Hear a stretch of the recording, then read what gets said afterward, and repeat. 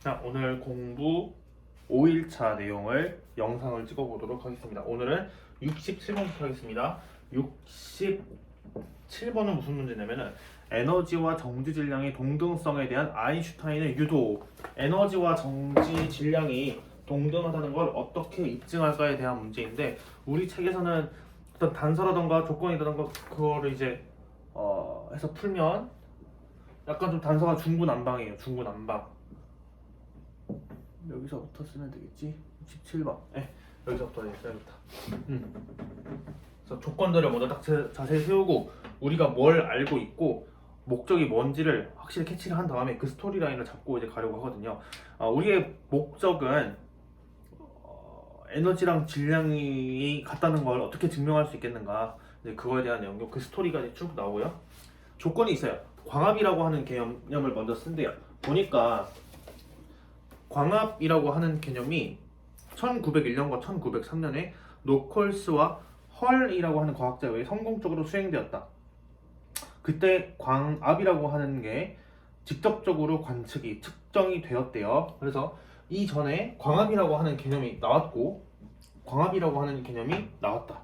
그 다음에 고전역학적으로 우리가 알고 있는 것은 고립계에서는 질량 중심이 변하지 않고 운동량이 보존된다 라는 거. 그 다음에 세 번째로는 일전에 상대론적 역학으로 인해서 알아낸 내용이 있는데 그걸로 또 이제 알아보도록 할 거예요. 자, 그래서 조건 우리가 사전에 알고 있는 거 1번 광압. 빛은 압력을 갖고 있습니다. 그래서 부딪히면 압력을 가합니다. 아니면 뿅 하고 출발할 때 압력을 줍니다. 광합이라고 하는 개념이 있대요. 그 다음에 두 번째는 아까 뭐였어요? 이건 고전역학이에요. 고립계에서는 운동량이 보존되고 그리고 또 뭐가 보존돼요? 질량 중심이 안 변한다. CM 질량 중심 그대로 안 변함. 이런 걸 우리가 알고 있고 이용을 할 거고요. 그 다음에 세 번째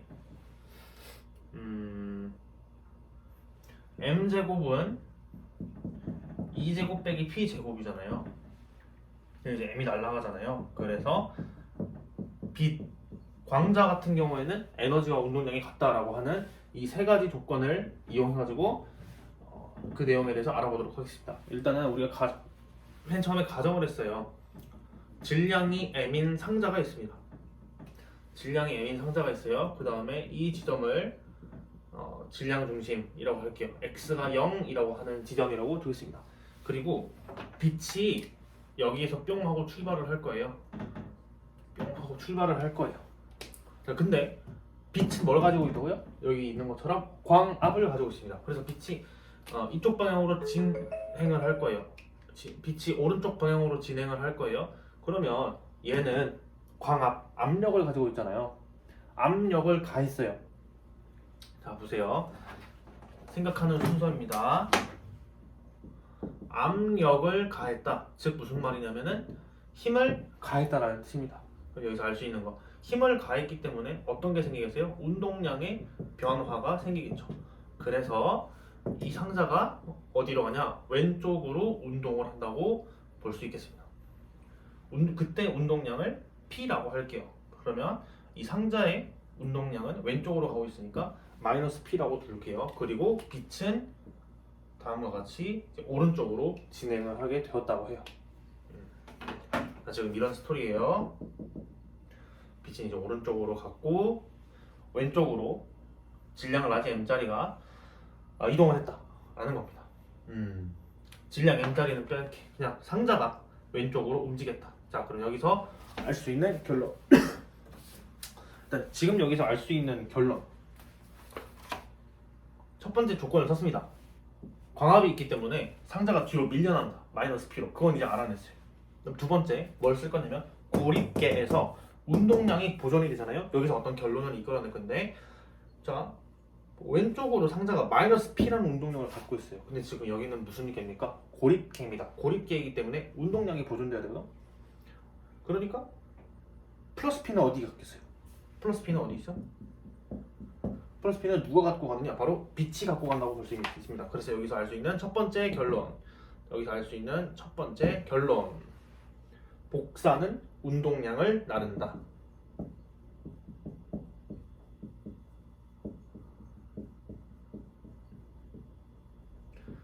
복사는 운동량을 나른다라는 걸 이 스토리에서 알 수 있습니다. 왼쪽으로 마이너스 P만큼 운동량을 가지고 움직였으니까 움직였다. 그럼 B에서 플러스 P는 어디로 갔는가? 누가 가지고 가는가? 빛이 가져가겠지. Light carries mass라는 말이 있잖아요. 그래서 빛은 운동량을 실어 나른다라는 말을 좀 쓰도록 할게요. 그 다음에 이게 첫 번째 조건을 쓴 거고, 두 번째 조건, 세 번째 조건이지? 광합, 고립계에서 운동량 보존, 질량 중심이 안 변한다는 거를 우리가 또 해볼 거예요. 지금 상자가 자기 질량을 갖고 왼쪽으로 움직였단 말이에요. 근데 맨 처음에서 질량 중심은 여기 0이라고, 가운데 지점이라고 했단 말이에요. 0이라고 해봅시다. 그러면 질량 중심은 안 변해야 된단 말이에요. 외력이 없고 자기들 안에서만 내력으로만 왔다 갔다 하기 때문에. 그런데 만약 빛이 질량이 없다면, 빛이 질량이 당연히 없지만, 빛은 질량이 당연히 없죠. 광자니까. 자, 광자는 질량이 없지만, 근데 라지엠이 큰 질량이 왼쪽으로 움직였단 말이에요. 그러면 질량 중심이 왼쪽으로 넘어가거든.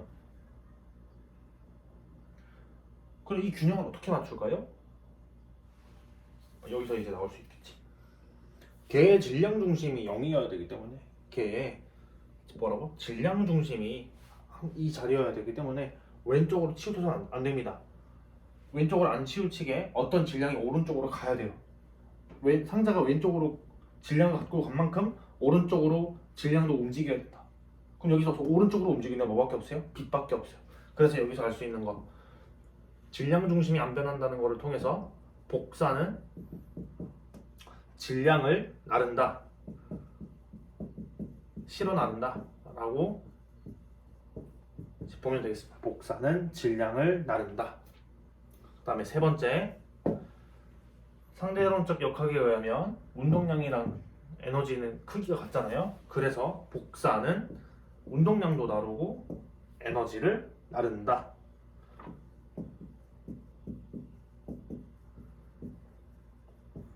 라는 걸 결론을 이끌어냈습니다. 말로. 방금까지는 수학이 없었어요. 수학이 없었습니다. 그래서 결론. 자, 조건 이 세 가지를 가지고 광합이 있다, 고립계에서는 운동량이 보존되고 질량 중심이 안 변한다. 그 다음에 E는 P랑 같다, 크기가. 그걸 이용해서 나온 결론. 복사는 운동량을 실어 나른다. 운동량 보존. 그 다음에 질량 중심이 안 움직인다. 그러니까 복사는 질량도 나른다. E는 P이기 때문에 복사는 에너지를 나른다 라고 하는 내용까지 알아봤습니다. 그럼 우리가 지금 이제 뭐 할 거냐면은 에너지가 어느 크기를 갖고 어떤 크기를 갖고 이제 가는지, 얼마나 실어 나르는지, 얼마나 운반할까, 얼마나 실어 나르는지를 한번 계산을 해보도록 할 겁니다. 계산을 하겠습니다. 그러면 봅시다.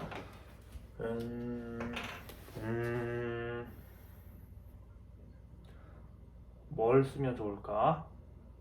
운동량 보존 법칙, 질량 중심, 그걸 해보도록 합시다. 상자의 질량을 라지 m이라고 해볼게요. 상자의 질량을 라지 m이라고 해보고, 얘가 움직여가지고 델타 x만큼 왼쪽으로 갔다고 생각해볼게요. 자, 그러면 질량 중심이 이만큼이고, 빛은 어떻게 돼? 빛은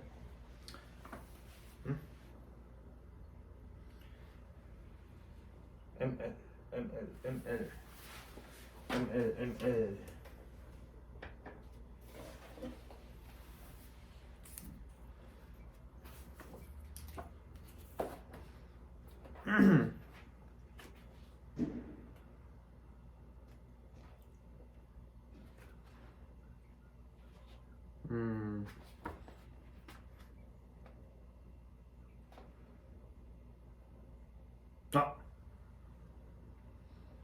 결과적으로 상자가 왼쪽으로 움직이는 동안 복사는 개의 질량 중심이 변하지 않을 크기의 질량 m을 오른쪽으로 수송해야 됩니다.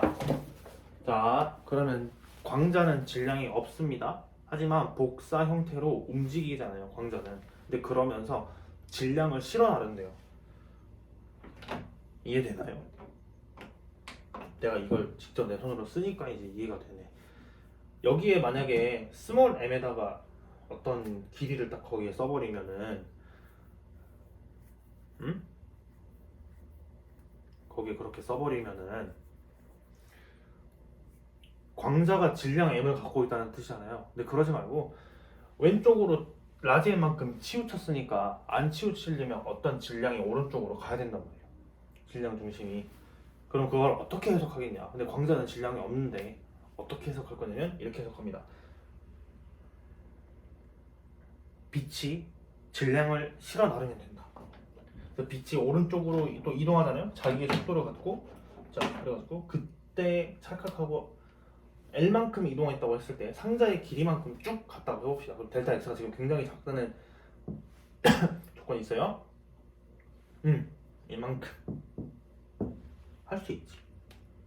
말이 안 돼. 이걸 쓰는 순간 지금 광자가 질량을 갖고 있다는 뜻이긴 한데 그러지 말고 광자가 빛이 질량을 실어 나른다면 이렇게 표현을 쓸 수 있으니까 자 이렇게 해가지고 자 구해볼 거예요. 일단 질량 중심을 이렇게 구했어. 델타 X를 한번 구해보도록 합시다. 델타 X는 상자가 움직인 거리잖아요. 그럼 우리가 알아야 되는 거는 상자의 속도를 알아야 되고요. 그 다음에 빛이 출발해가지고 오른쪽 벽에 닿았을 때까지 길이를 시간을 구해야 된단 말이야. 좀 잘 가. 이걸 먼저 구해야 돼. 빛이요 왼쪽에서 출발했잖아요. 그래서 오른쪽으로 가서 흡수돼요. 지금 이 상황은 완전 흡수된다는 걸 가정을 하고 있어요. 얘가 왼쪽에서 뿅 하고 마이너스 P를 주고 플러스 P를 간 상태에서 오른쪽으로 쭉 갔으면은 그리고 오른쪽에서 흡수가 됐어요. 그러면 또 거기에 압을 주기 때문에 P라는 운동량을 줬기 때문에 그러면 멈추겠죠. 즉 왼쪽에서 빛을 시작하고 쏘았고 벽에 부딪히는 순간 그 상자는 정지해야 된다 그겁니다. 운동량 보존이니까. 그러면 일단 여기서 알 수 있는 게 자 베타는 뭐지? T를 먼저 보자. 방금 했던 것처럼 빛이 C의 속도로 갈 거예요. 얼만큼? L만큼 이동했겠죠. 빛은 우리 시간은 다 지금 똑같고 T라는 시간 동안 운동을 해서 L에 딱 도착해서 그 상자를 정지시켰으니까 T는 우리가 알고 있습니다. 이런 식으로. 그 다음에 베타는 어떻게 구할 거냐면 아직 안 쓴 조건이 운동량 보존 법칙이 있어요. 운동량 보존 법칙을 써볼 거예요. 운동량 보존 법칙은 얘가 마이너스 베타로 왼쪽으로 가잖아. 그런데 빛은요 어떻게 가요? 운동량 플러스 P를 가지고 오른쪽으로 이동했는데 그게 이제 보존이 돼야 된다. 따라서 베타는 n분의 P가 돼야 되겠죠.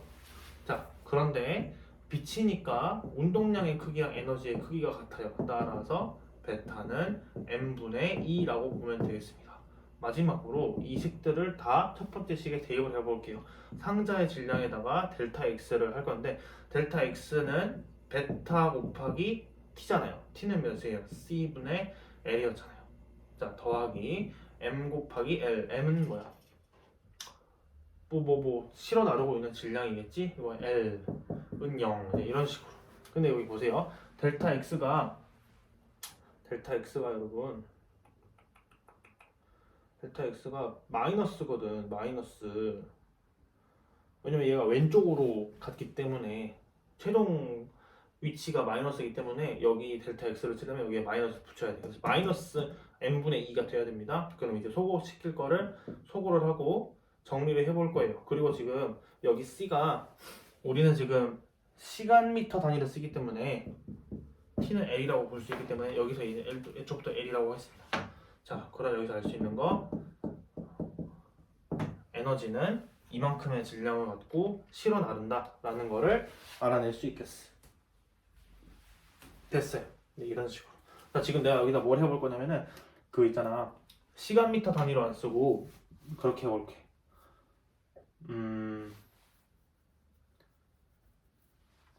우리 관습적인 표현으로 그러면은 일단 얘는 똑같아.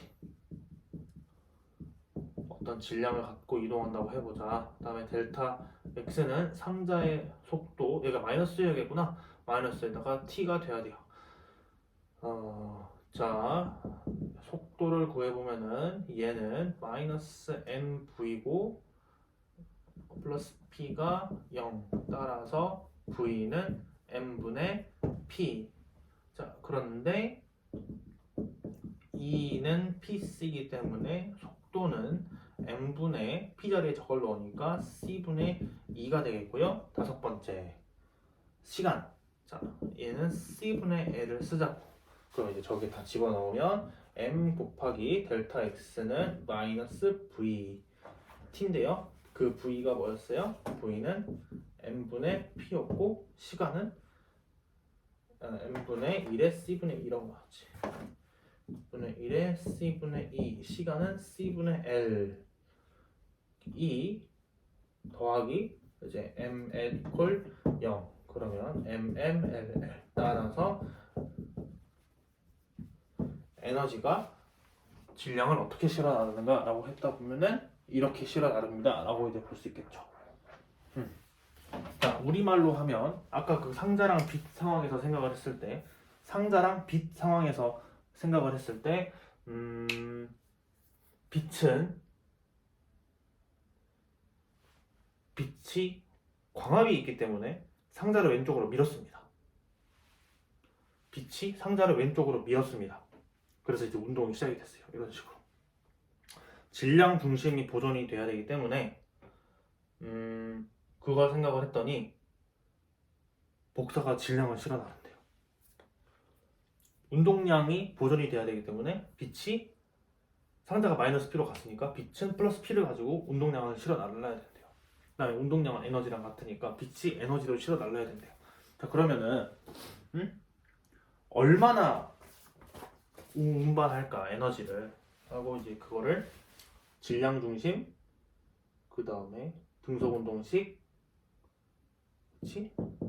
빛의 속도에 대한 거 그 다음에 운동량 보존 법칙으로 해가지고 그냥 간단한 고등학교 물리 중고등학교 수학 수준으로 거기에 현대물리의 개념을 약간 얹혀가지고 계산을 해봤더니 이는 mc 스퀘어를 가지고 이동하더라 라는 거를 여기서 유도할 수가 있겠죠.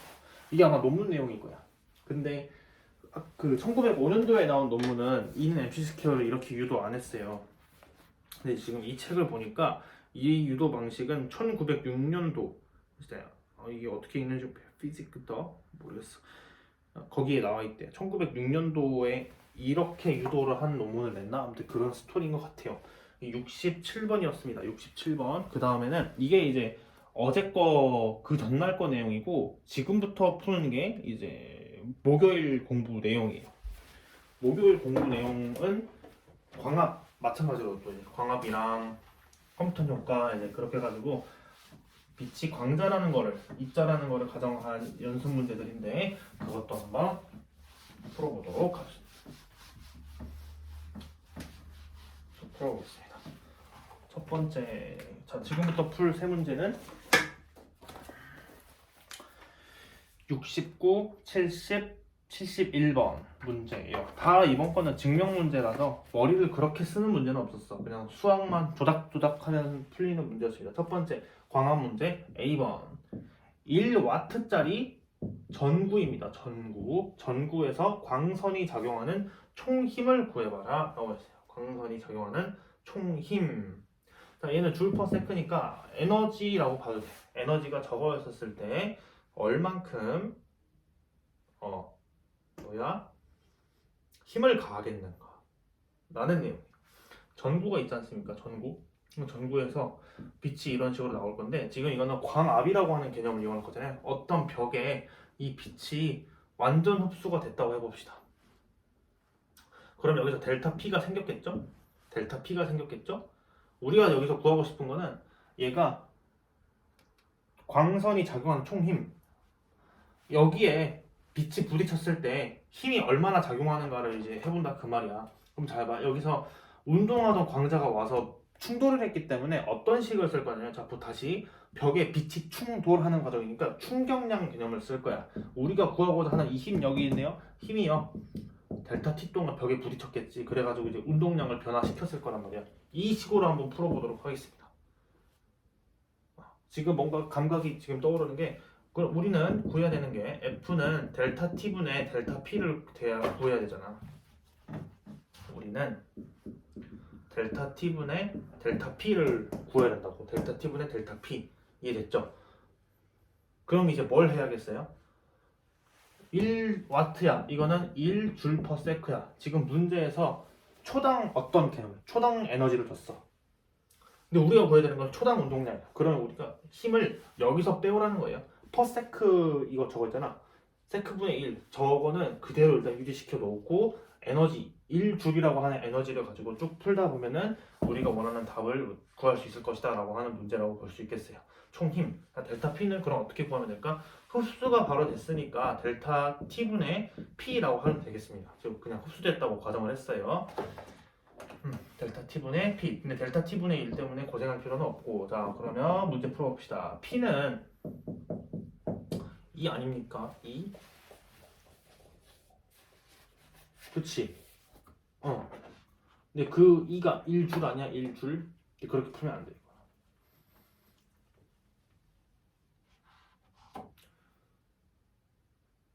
막 지금 관습으로 풀었다가 어떻게 풀었다가 지금 그러는데 내 방식대로 풀어보겠다. 내 방식대로.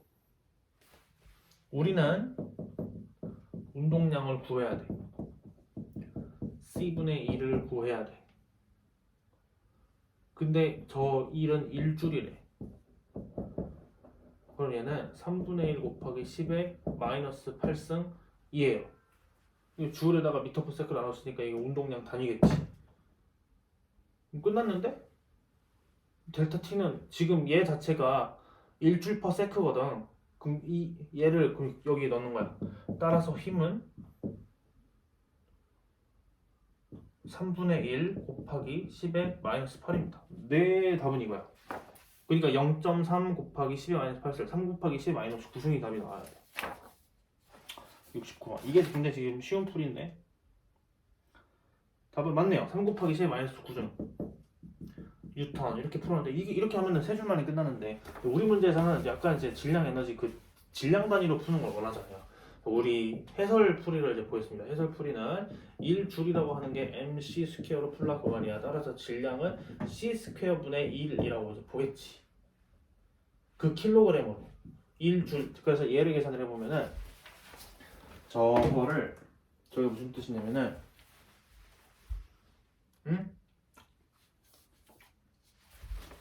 해석을 해줘. 해석을. 이게 어렵게 이제 할 필요는 없지만 어딨어? 10의 마이너스 17제곱 킬로그램만큼의 에너지를 가지고 간다. 자, 그런데 우리의 운동량은 에너지랑 같기 때문에 우리의 운동량도 10의 마이너스 17제곱 킬로그램이라 그 말이에요.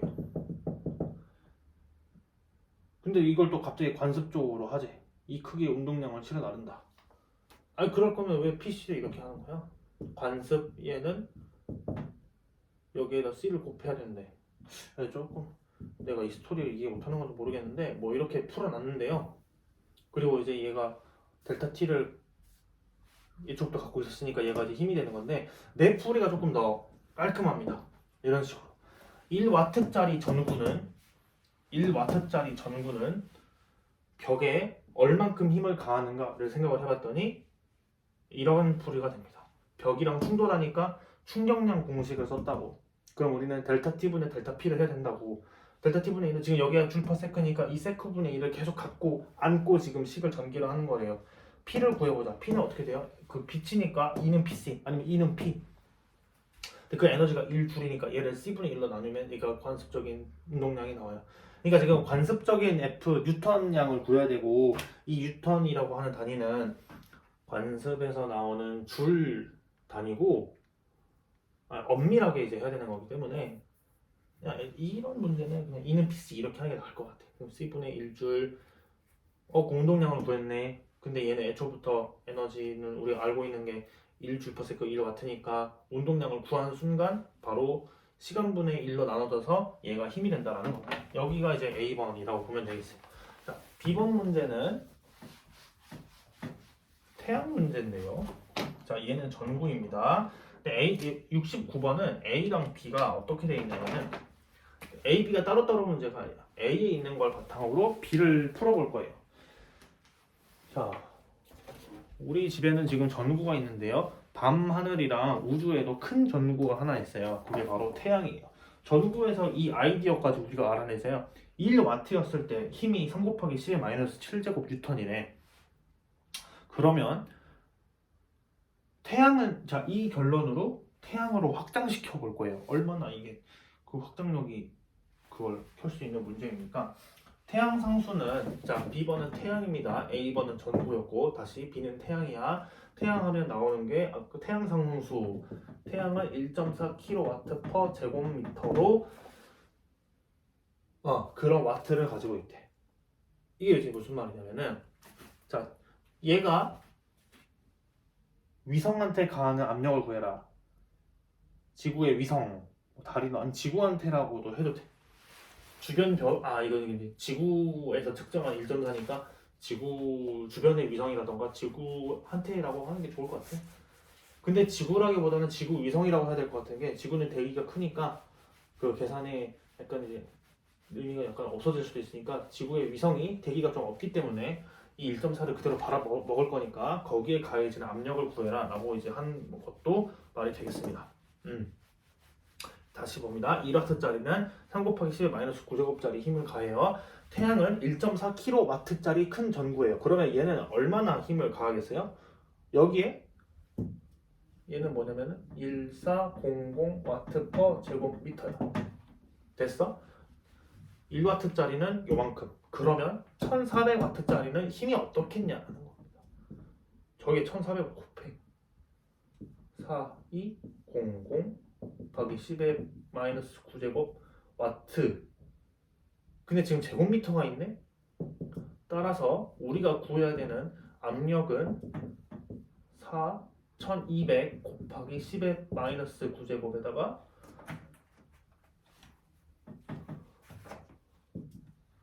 뉴턴 퍼 제곱미터가 된다고.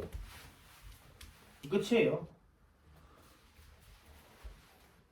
끝. 그래서 4 곱하기 10의 마이너스 6제곱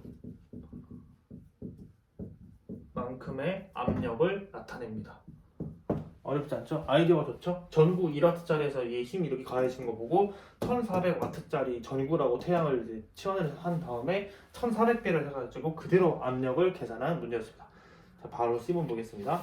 특정 크기보다 작은 입자들은 태양의 압력에 의해서 태양계에 흡수려 나갈 수 있다. 특정 크기는 밖으로 향하는 태양빛의 힘과 안쪽으로 해서 중력 이끌림. 태양 주변을 돌고 있는 아니면 태양 근처에 있는 입자가 즉 지금 정지해 있다고 생각하면 돼. 그러면 힘평형 방정식을 쓰면 되는데 어떻게 힘평형이냐면은 중력 끌림, 태양이 끌어당기는 그 중력이랑 태양이 밖으로 뿜어내는 그 압력 때문에 태양풍인가 그게? 어쨌든 태양 압력 때문에 밖으로 나가는 힘이 있을 거 아니에요. 그게 평형을 이루니까 입자가 어떻게 돼 있다. 평형 조건이라고 했으니까 힘평형으로 문제를 푼다고 보면 되겠습니다. 그러면은 힘평형 F1 이퀄 F2라고 할 거예요. F1은 뭐냐면은 태양이 입자한테 작용하고 있는 그 압력이 있잖아. 그 압력이 있을 거고, 그리고 입자의 반지름을 파이 R 제곱이라고 했습니다. 왜냐면 그 면적에 탁탁 박힌 거기 때문에 P 곱하기 파이 R 제곱이 태양이 밖으로 밀어내는 힘이겠고요. 그 다음에 태양이 이제 끌어당기겠지. G 곱하기 태양의 반지름 GR 제곱분의 태양의 질량, 그 다음에 그 입자의 질량 스몰 m이라고 하고 전개를 해보도록 할 거예요. 조금 더 편하게 간편하게 하기 위해서 P 곱하기 파이 R 제곱은 태양의 중력을 AS 아니면 GS라고 해도 되는데 AS라고 하고요. 입자의 질량을 3분의 4 파이 R 세제곱이라고 할게요. 로가 또 있어요. 근데 여기서 우리한테 구하라고 하는 거는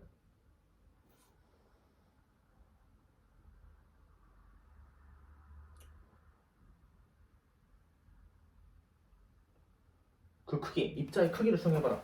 R을 구하면 돼. 계산해. R은 압력에다가 태양의 그 중력, 그 다음에 로 4분의 3이 되겠습니다. 로에다는 물의 밀도를 넣고 여기다가는 태양 거는 6 곱하기 10의 마이너스 3제곱 미터/세컨 제곱을 넣고 압력은 여기에서 구했던 4 곱하기 10의 마이너스 6제곱을 넣어가지고 계산을 하면은 반지름이 5 곱하기 10의 마이너스 7제곱 미터가 된다고 하네요. 이거를 이제 어떻게 해석하면 되냐면은 수소 분자가 피코미터 단위잖아요. 그러니까 애초부터 우리가 원자의 크기를 잴 때 피코미터 단위잖아. 피코미터는 10의 마이너스 12제곱 단위인데 그것보다 10의 5제곱인 거잖아. 그치?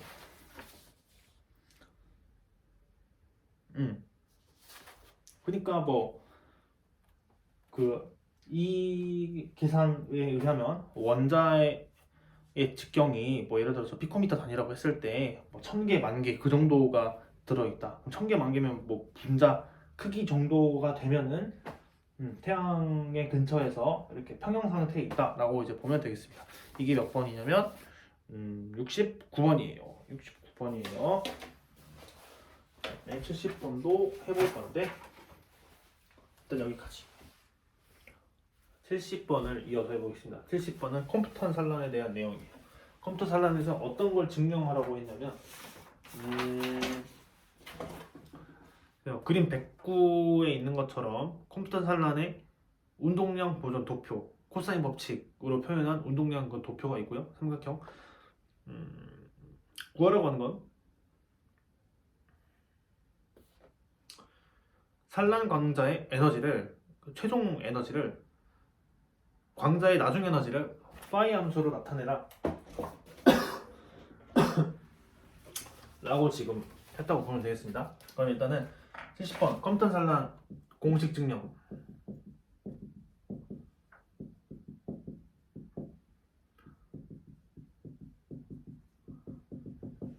람다로 버전을 우리가 알고 있는데 여기서 에너지로 이제 하래요. 첫 번째, 일단은 운동량에 대한 정보가 나와 있습니다. 그 뭐라 그래?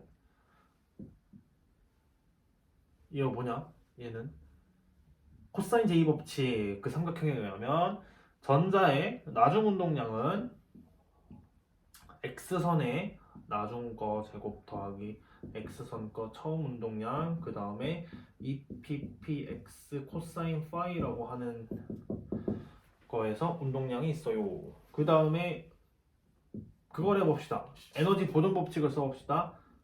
포톤의 에너지 x선이라고 할게요. x선의 에너지에다가 전자는 처음에 정지에 있었을 거고요. 그 다음에 x선의 나중, 그 다음에 전자의 나중, 이런 식으로 보면 되겠습니다. 그 다음에 우리가 정리할 수 있는 다른 에너지랑 운동량에 대한 관계식이 있는데, 자, x선은 빛이니까 에너지랑 운동량의 크기가 같고, 마찬가지로 에너지와 운동량의 나중의 크기도 같을 거예요. 이렇게 같고요. 이 식이 또 있겠죠. 전자 같은 경우에는 2제곱 빼기 p제곱, 나중 거를 씁시다. 나중에 이렇게 움직여서 잠깐 이런 식으로 되겠습니다. 자, 그 다음에 대입을 할 거예요. 어디에 대입을 할까? 우리는 일단 전자의 에너지를 없앨 거예요. 코사인 파이로 마지막에 정리해야 되니까 여기에 있는 이 두 개의 식들을 1번에 넣도록 합시다. 아이디어는 이제 이거였어요. 그 다음에 전자들의 여기 있는 잘 기억해요. 전자 에너지를 저걸 없애야 돼. 일단은 운동량 얘를 없앨 거야. 그래가지고 2 제곱 빼기 m 제곱은 px 나중 px 처음 빼기 2pp 코사인 파이. 그 다음 뭘 하면 좋겠어요? 여기 있는 P를 다 넣어야지. 그냥 지금 바로 넣게. 이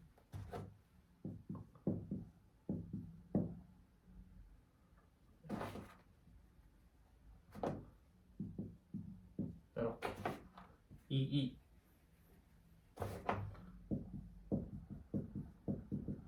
이렇게 하면 되겠네. 얘를 없애고 싶어. 그래가지고 여기 있는 애를 여기에 대입을 시키자. 자 그러면 얘 그냥 이항해가지고 해.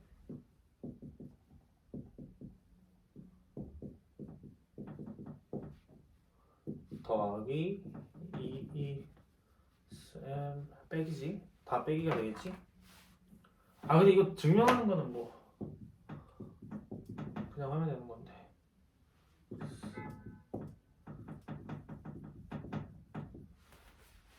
얘가 이제 제곱입니다. 그다음 빼기 m 제곱은 2x의 제곱도 있고 이것도 있고 이것도 있지. 그러니까 얘가 이 마이너스의 2 이렇게 없어지는 거 더 없죠? 이거 가지고 정리를 해보면 될 것 같아.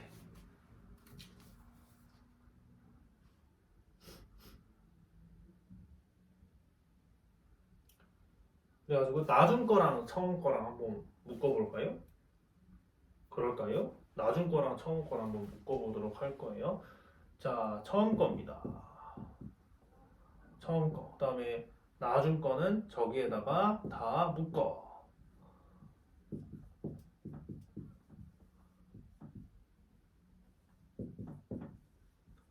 그 다음에 2를 나눠요.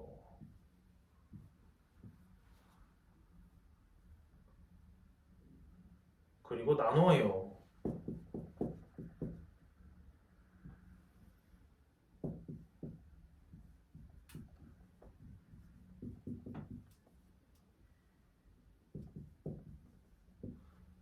m으로 나눠요. m으로 나눌까? 그래. a를 더하기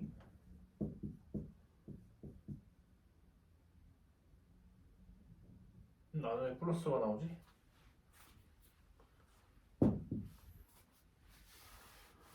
어디서 잘못했지?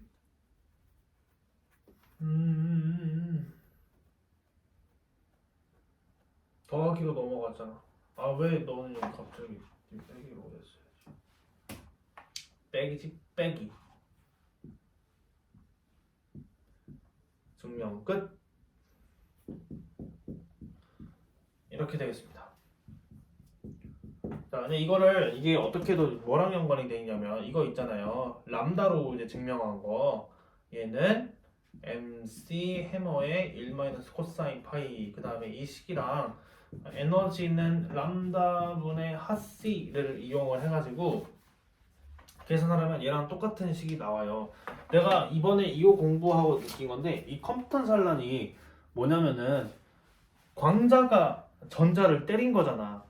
근데 그 튕긴 게 광합 때문이거든요. 내가 임용고시에서 현대물리학 공부할 때는 광합이라고 하는 개념을 굉장히 가볍게 생각했거든요. 너무 중요하네요. 광자니까 빛은 빛인데 복사되고 있는 순간 빛이 계속 쭉 가고 있다는 건데 갈 때 광자잖아요. 질량이 없는 입자인 거잖아요. 질량이 없는 애잖아요. 질량이 없는 물질이 운동량과 질량과 에너지를 실어 나르는 현상인데 근데 얘를 입자처럼 보니까 압력이 있거든요. 얘 때문에 전자가 튕겨 나간 거예요. 가서 뭔가 때릴 수 있다는 뜻이잖아. 그래서 아까 상자도 밀었고 여기는 전자를 튕겨내잖아요. 그러니까 여기서는 람다 가지고 해석하는 것도 좋아. 근데 내가 봤을 때 지금 그려보니까 측정은 람다로 될 거야. 측정은 람다인데 해석은 에너지로 해야 돼. 내가 봤을 때 그 해석이 맞는 것 같아요. 뭔가 이 컴퓨터 산란에서 내가 헷갈렸던 게 입자 소리인데 이게 뭐야? 튕겨트는 게 다야? 근데 그게 끝난 게 아니었다고. 임용고시 문제 풀 때는 람다 버전으로 정리를 하고 여기서 이제 그 문제도 많이 나와 있는데 람다로 이렇게 정리를 해놓은 이유는 측정값이 람다로 됐으니까 나중에 그 튕겨나간 나중 x선의 람다가 얼만큼 변했냐? 얘 때문에 변한다. 근데 그거는 그냥 측정 데이터를 결과물이고 그걸 이제 에너지 보존 법칙이나 운동량 보존 법칙으로 이제 나온 결과물이고 그 다음에 그거 가지고 다른 것들을 해석할 수 있기 때문에 얘를 공부를 하는 거예요. 임용고시에는. 그런데 물리학적 의미가 더 담겨 있는 거는 이 결과입니다. 에너지의 결과물. 왜 그러냐면 빛은 에너지를 실어 나르기 때문에. 근데 그 에너지가 자기가 어떤 거를 충돌시켜서 에너지를 변하는 게 이제 변했다는 건데, 자 처음에 짠 하고 쭉 갔던 X선은 이 정도의 에너지를 갖고 실어 나르고 있었는데 충돌 이후에 에너지가 이 정도로 달라진 에너지를 싣고 가더라.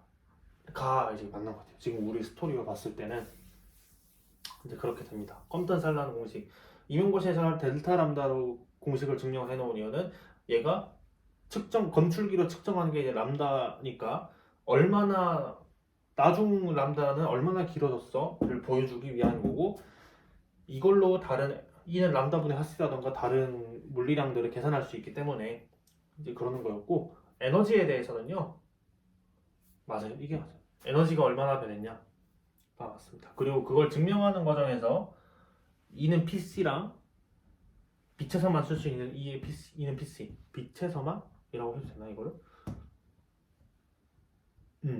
그 다음에 상대론적 역학을 써서 진짜 오직 100% 상대론이지. 이제 이해가 된단 말이에요. 이렇게 되면 어떤 현상이 생기냐면은 상대론이랑 광전 효과랑 컴퓨턴 산란이랑 광합이라고 하는 개념이 각각 다른 단원에 있는 게 아니고 다 똑같은 단원이라는 거야. 다 합쳐졌어요. 그래가지고 방금 이 활동을 통해서 전에 있었던 67번 문제 푼 것부터 해가지고 광합이라고 하는 또 연습 문제도 풀어보고 있는데, 그걸 하면서 이제 딱 느껴지는 게 그 네 개의 단원들이 다 하나다. 빛을 상대론적으로 해석한 겁니다. 아니면 빛을 입자로서 봤기 때문에 상대론에서 그런 해석이 가능하다. 그런 식으로 받아요. 됐습니다, 여러분. 70번 컴퓨터 산란에 대한 이제 고찰이었어요. 그 다음에 마지막으로 71번을 풀어보도록 합시다. 광자 에너지 측정. 얘도 똑같은 문제인데 얘는 조금 이제 운동량 삼각형을 써. 근데 여기서 우리는 어떤 삼각형을 쓰냐면은 파이로 갈라졌기 때문에 그걸 이제 코사인 제2 법칙으로만 썼을 뿐이고,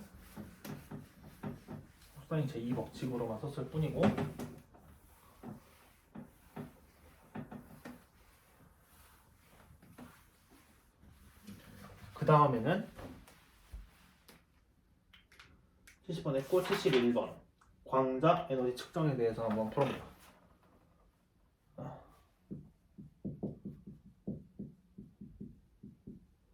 에너지 측정. 지금 우리 그림을 보면 어떤 그림이 나와 있냐면 그림 111번이랑 같이 있어요. 빛을 짠 하고 쐈대. 그래가지고 슬릿을 통과해주고 한 줄기만 이제 뽑아낸 거예요. 그래가지고 광자랑 전자가 부딪혔어요. 얘는 광자가 광합이기 때문에 전자를 쳤고, 그것 때문에 그 둘의 전자는 운동량이 변했고 광자도 에너지를 나눠주고 운동량을 달라졌기 때문에 결과물이 다릅니다. 근데 그 검출되는 삼각형이 희한하게 생겼어요. 3대 4대 5로 생겼습니다. 3대 4대 5. 여기서 이제 알 수 있는 거는 이 4는요, 얘는 누구 거냐면은 광자 거고요. 광자의 처음 거고요. 그냥 여기서 P라고 합시다. 그 다음에 얘는요, 3은요, 누구 거예요? 광자의 나중 거고요. 여기 있는 이 5는요, 전자의 나중 겁니다. 그걸 알아내야 됩니다. 자, 그럼 여기서 쓸 수 있는 식들을 하나씩 써보도록 합시다. 운동량 보존 법칙을 먼저 써보자. 광자가 먼저 P라는 운동량을 갖고 있었고, 전자는 정지에 있었고, 그리고 이거 벡터로 써야겠네요. 광자의 나중 거 더하기 전자의 나중 거라고 보면 되겠습니다.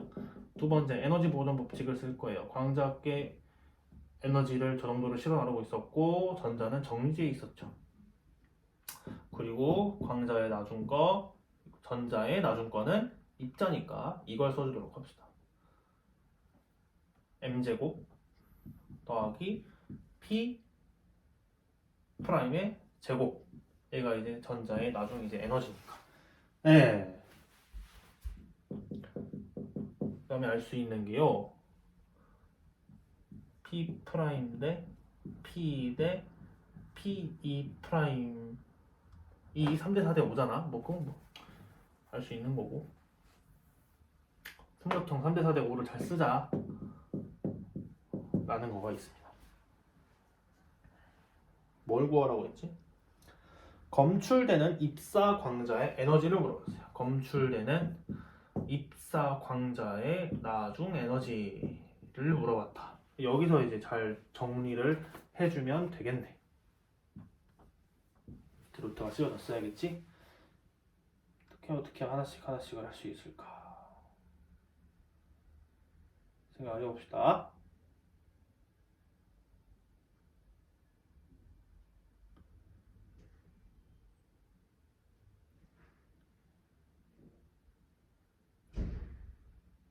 우리는 이 프라임을 구하고 싶잖아요. 그러니까 지금 딱 나왔어요. 여기에 있는 EP랑 EP 프라임은 광자거니까 여기에 이 식이랑 E는 PC식을 넣어서 정리를 해볼게요. 해보겠습니다. 이건 그냥 내가 쭉 하는 거예요. 그러면은 첫 번째 이제 정리. 자, E는 PC를 써. 그러면 얘는 얘고 더하기 얘를 정리를 해줄 건데 얘는 어떻게 되냐면은 2제곱 얘를 지금 정리하고 있는 거예요. 2제곱 더하기 m제곱 더하기 2 프라임 제곱 더하기 2m 마이너스 2 프라임 마이너스 2m 2 프라임이 m제곱 더하기 p2의 프라임의 제곱. 그래서 m제곱을 소거를 하겠습니다. 그럼 이제 p2 제곱이 저런 남아요. p2 벡터. 이렇게 해야겠다, 야. p2 벡터. 그럼 p 벡터 빼기 p 요 벡터에서 요 벡터를 빼? 해봐. 그럼 이렇게 먼저 해보자. p2 벡터는 p 벡터 빼기 p 프라임 벡터. 얘의 제곱은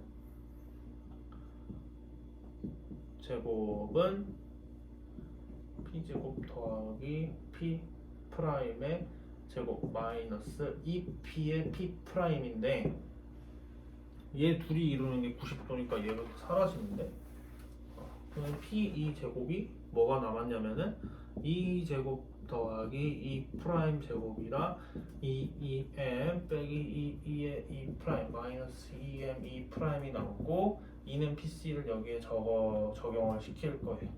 2 프라임 제곱. 그러면은 소거가 되게 척척 있으면 얘들만 남아. 그러니까 이 m은 2 프라임에다가 2 더하기 2m이 돼요. 그래서 차원도 다 맞고요. 그러면은 2 프라임이요. 2 더하기 m분의 2m이에요. 자, 근데 2 대 2 프라임이 얼마나 되죠? p 대 p 프라임이에요. p 대 p 프라임은 4 대 3이네요. 따라서 2 프라임은 4분의 3 2라고 보면 되겠어요. 2 대신에 그냥 3분의 4를 넣읍시다.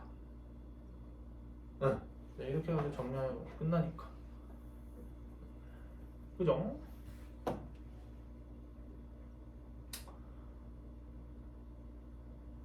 다 했잖아.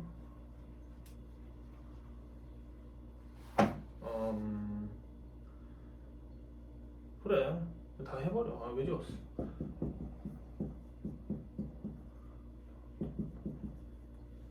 그러니까 4분의 3 2가 2 더하기 2m에다가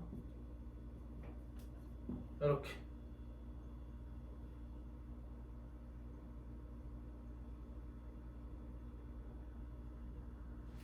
여기 운동량 제곱한 거에서 뭐가 잘못했나? 아닌데 잘했는데?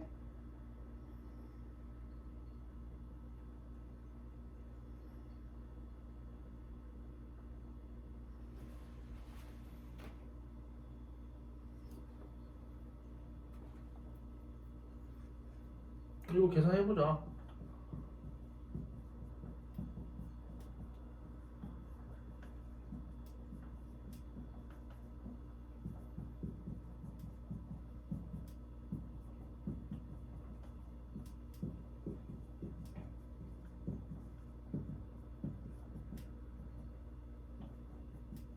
마지막 이 프라임이 4분의 1이 나와요. 끝났네요. 그냥 전개하면 되는 거였어요. 아 이건 그냥 임용고시 수준이네. 뭐 벡터 잘하고 이거 제곱 잘하고 각자 식 잘 넣고 삼각형에 있었던 3대 4대 5 비례식을 잘 넣으면 이렇게 잘 풀렸습니다. 자 이렇게 해가지고 71번 광자 에너지 측정까지 봤습니다. 오늘 중요한 소득이 있었는데 바로 상대론이랑 컴퓨터 효과랑 광전 효과랑 컴퓨터 효과이나 광전 효과는 똑같은 겁니다. 현상이. 그 다음에 광합 이렇게 있었어요. 광합이 시작이네요. 마이케슨 간섭계 실험 결과랑 광합이라고 하는 결과물이 있었기 때문에 상대론에 있는 이 상대론적 역학이 이렇게 해석이 될 수 있다고 보면 되겠어요. 그리고 이제 부수적으로 나온 눈으로 보이는 실험은 광전 효과랑 컴퓨터 효과가 있는 거예요. 그게 상대론적 역학으로 풀립니다. 그 기반에는 빛이 전자를 칠 수 있는, 빛이 벽이나 입자를 칠 수 있는 광합을 가지고 있다는 거. 그 에너지가 너무너무 중요했다라고 볼 수 있겠습니다. 오늘은 여기까지.